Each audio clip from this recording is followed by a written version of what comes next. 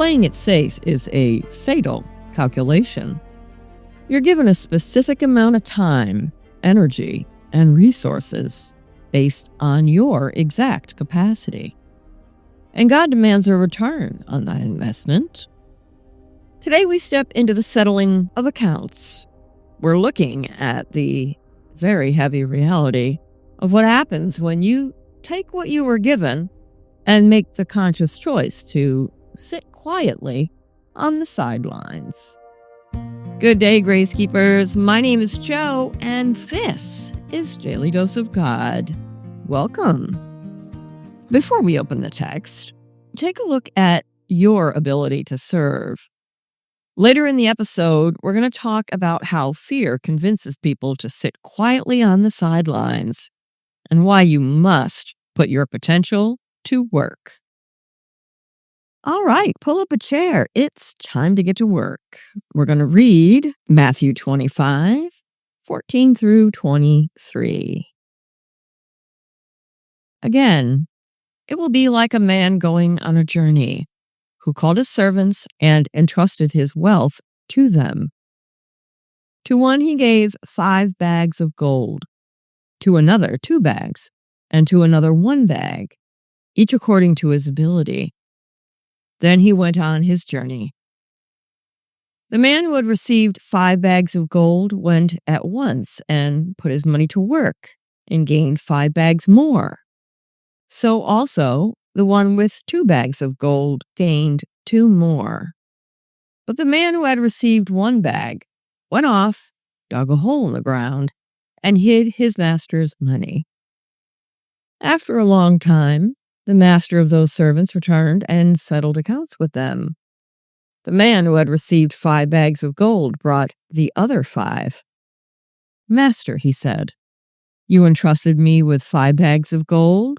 See, I have gained 5 more." His master replied, "Well done, good and faithful servant. You have been faithful with a few things. I will put you in charge of many things. Come and share your master's happiness." The man with 2 bags of gold also came. "Master," he said, "you entrusted me with 2 bags of gold. See, I have gained 2 more." His master replied, "Well done, good and faithful servant. You have been faithful with a few things. I will put you in charge of many things. Come and share your master's happiness." Then the man who had received 1 bag of gold came. "Master," he said, "I knew that you are a hard man, harvesting where you have not sown and gathering where you have not scattered seed. So I was afraid, and I went out and hid your gold in the ground. See, here is what belongs to you." His master replied, "You wicked, lazy servant. So you knew that I harvest where I have not sown and gather where I have not scattered seed?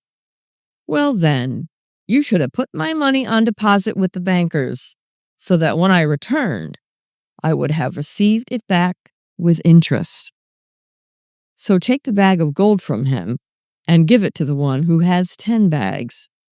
For whoever has will be given more, and they will have an abundance. Whoever does not have, even what they have will be taken from them. And throw that worthless servant outside into the darkness, where there will be weeping and gnashing of teeth." Jesus opens this parable by establishing the master's absolute right to his own property.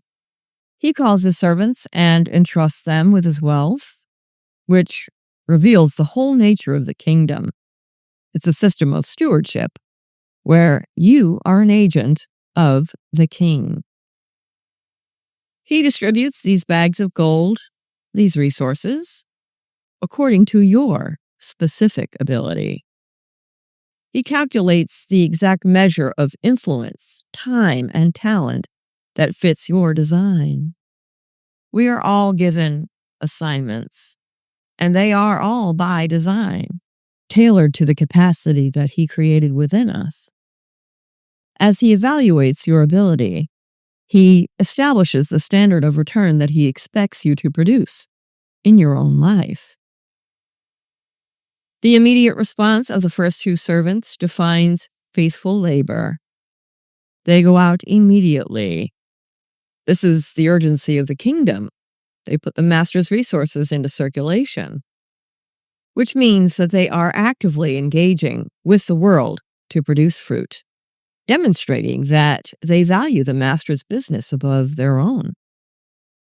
The servant who takes the single bag and hides it in the earth chooses a different path. By burying the money, he attempts to preserve the master's property without risking the work. He mistakenly believes that safety is the object, failing to realize that stagnation is an insult to the master's intent. In this way, the parable mirrors the spiritual choices that we make every day as we determine whether to risk our lives for the kingdom or keep our resources safely tucked away from the master's work. The return of the master represents total accountability as he arrives to audit the production and confirm the work of the stewards. The presentation of the bags serves as a formal acknowledgement of the master's original investment, where the servants confirm they operated as managers of the king's property. The master's response functions as a declaration of their status as good and faithful, and his promise to put them in charge of many things identifies your current life as an audition. The happiness the master invites them to share is the joy of a completed mission. The commendation hinges on the fact that they remained obedient with the specific portion that they were assigned, making the success of your stewardship a measure of the return you produced with the exact portion that you were given. We are supposed to multiply it for Him, not for ourselves. The third servant then steps forward to face the same audit. He builds his defense on an accusation. Yikes, right? He calls the master a demanding man who reaps where he does not sow. What drove this man? Fear. Fear drove this man to bury the wealth, and handing back the exact same single bag of gold seems like a valid strategy for him.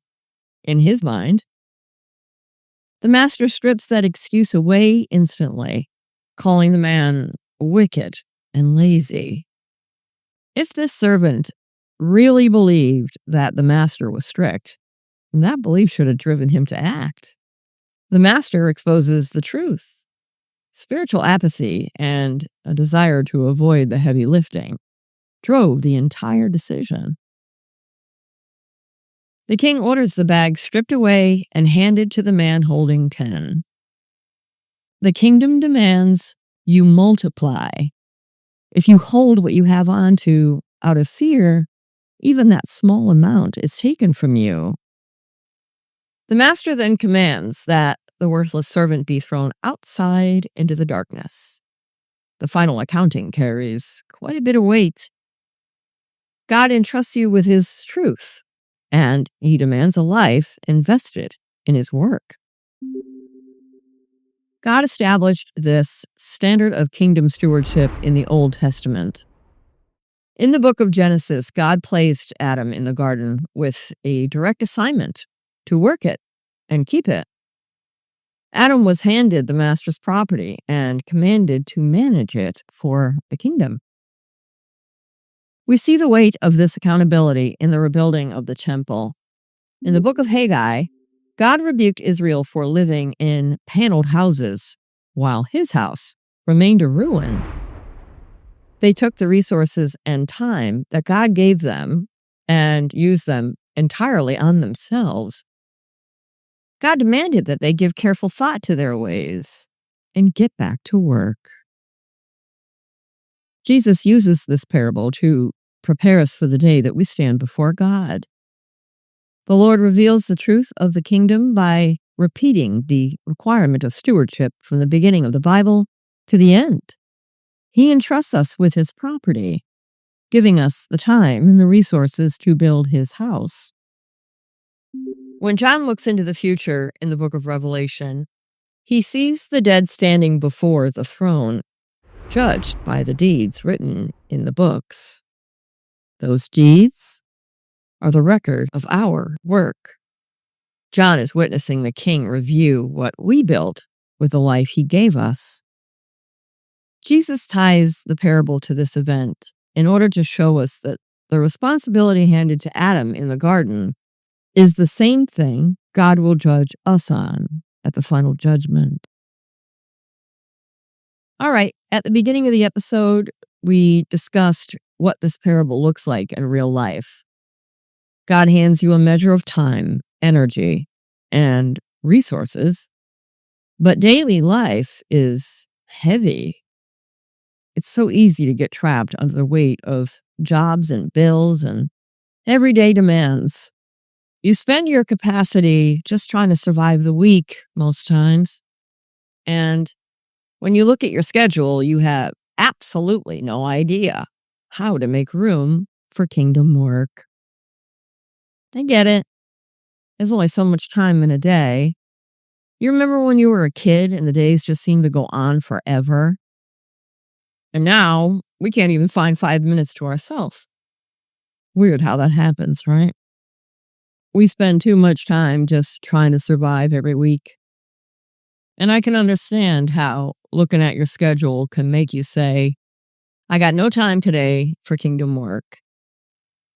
But you can take the little opportunities that come up, someone that you haven't seen in a while at the grocery store, or maybe opening up a conversation by talking about this Bible study.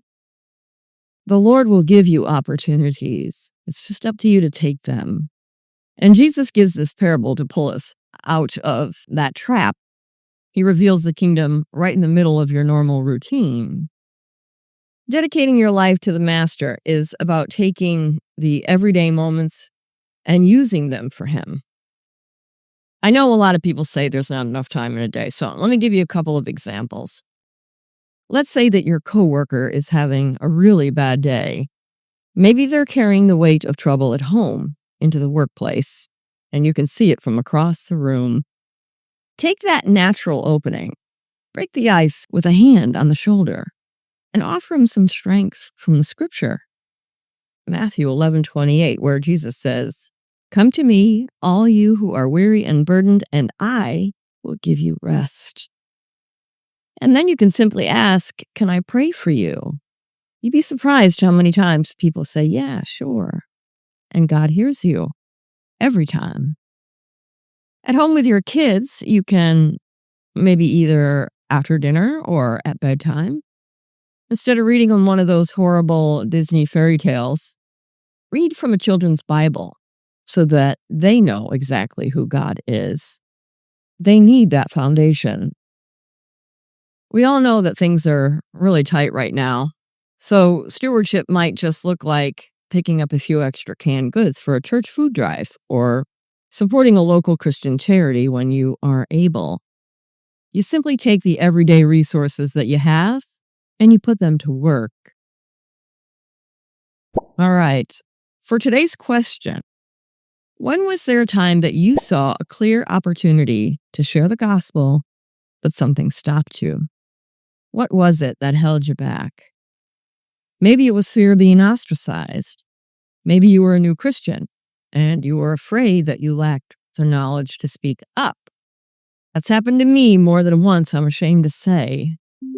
I have shared that there was a young lady who comes into the business here, and we found out that, or I should say I'm going to take responsibility. I found out that she had cancer.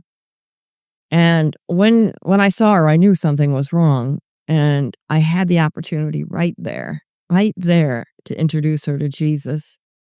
And I didn't take it, and she died very shortly after that. It's a heavy weight that I carry around, not one that I would wish on anybody else. You don't have to look at your schedule. You can listen for the opportunities that God will slip into your life.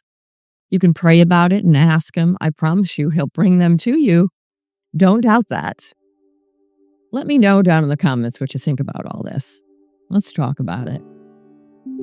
Tomorrow, we're stepping right into the physical return of the king. That is, if I can manage to get these episodes out. I'm so far behind. We're going to look at the exact moment he takes his throne on earth and gathers every nation to separate the crowd. What a scene that will be, folks. If this study is helping you stay grounded, would you please hit that like button on your way out? Share this video with someone who needs to hear it. And make sure you subscribe so you never miss a study. We do it 6 days a week, as long as I can get them out. Pray for me. Thank you all so much. I'm sorry that yesterday's episode was a little bit heavy. The birthdays, the holidays, they still hit me a little bit. They still sting. So I apologize for that. And thank you to those who hung in there and listened to the whole thing. Don't forget to get the study guide workbook down in the pinned comment, and it's in the description. So grab your copy. I hope you all have a fabulous day. I pray that there's an episode when you wake up tomorrow morning. And God bless you and yours. And I can't wait to see you. I'm going to be here one way or the other. Have a great day, folks. Thank you. Thank you.